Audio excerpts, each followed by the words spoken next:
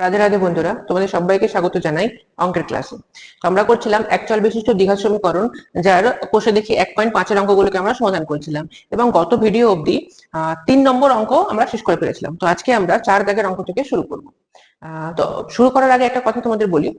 আমি অলরেডি আগের ভিডিওতে বলেছিলাম মাধ্যমিক পরীক্ষার যে বিগত 10 বছর অর্থাৎ প্রিভিয়াস 10 বছরের যে সংক্ষিপ্ত প্রশ্নের মানে এমসিকিউ এসএকিউ এর যে প্রথম 3টে দাগ থাকে তার সমাধান আমাদের চ্যানেলের শর্টস যে প্লেলিস্ট তার মধ্যে পেয়ে যাবে। তোমরা সেখান থেকে সেগুলোকে অবশ্যই প্র্যাকটিস করো। চলো দেখে নিই কোশ্চেন নাম্বার 4-এর অঙ্ক কি বলেছে। দেখো, এম এর মান কত হলে 4x² plus 4 × 3m - 1 x plus m + 7 = 0 এই দ্বিঘাত সমীকরণের দুটি বীজ এই দ্বিঘাত সমীকরণের বীজ দুটি পরস্পরের অনন্যক হবে। আচ্ছা, একটা কথা বলো, অনন্যক মানে আমরা কি জানি? একটা যদি বীজ, সাপোজ আমি বলছি একটা 5 হয়, অনন্যক মানে আরেকটা হবে 1/5।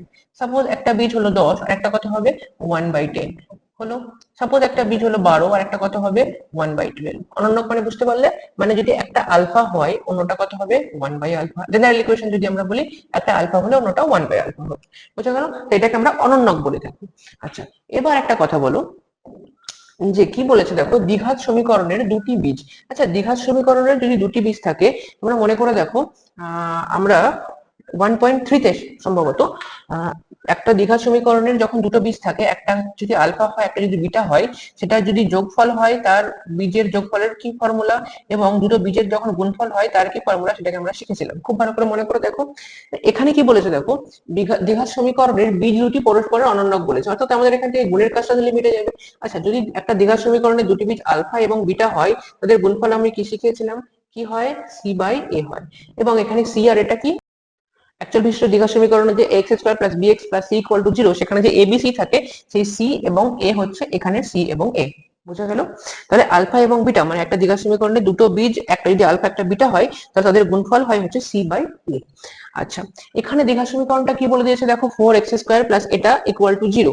তাহলে এখান থেকে যদি তুমি দেখো আলফা, আচ্ছা একটা বীজ অপর বীজের অনন্যক বলেছে, মানে আমি কি বলেছিলাম, একটা যদি আলফা হয় অন্যটা কি হবে 1/α হবে। মনে করো এই যে 1/আলফাটাই এখানে হচ্ছে বিটা, তাহলে এই দুটোর গুণফল আমরা কি জানি? দুটি দ্বিঘাত সমীকরণের গুণফল আমরা কি জানি? c/a। মানে আমরা বলতে পারি আলফা ইন্টু 1/আলফা = c/a। খুবই সিম্পল। আচ্ছা, এবার দেখো আলফা ইন্টু 1/আলফা কেটে গেল, কত থাকে 1 = c। c মানে কত এই দ্বিঘাত সমীকরণের? m+7, মানে উপরে হয়ে যাবে m+7। এবং a মানে কত দেখো, 4x², x² এর সঙ্গে 4 গুণ আকারে ছিল, অর্থাৎ a হয়ে যাবে এখানে 4। আচ্ছা, কোনাকুনি গুণ করে দাও, m+7 = 4 1 যা 4 হলো, বা m = 4 +7 এর দিকে গেলে -7, বা m = 4 - 7 মানে হচ্ছে -3। তাহলে m এর মান কত বেরোলো? -3। এখানে দেখো তাই বলেছিল m এর মান কত হলে। বোঝা গেল? দেখে নাও,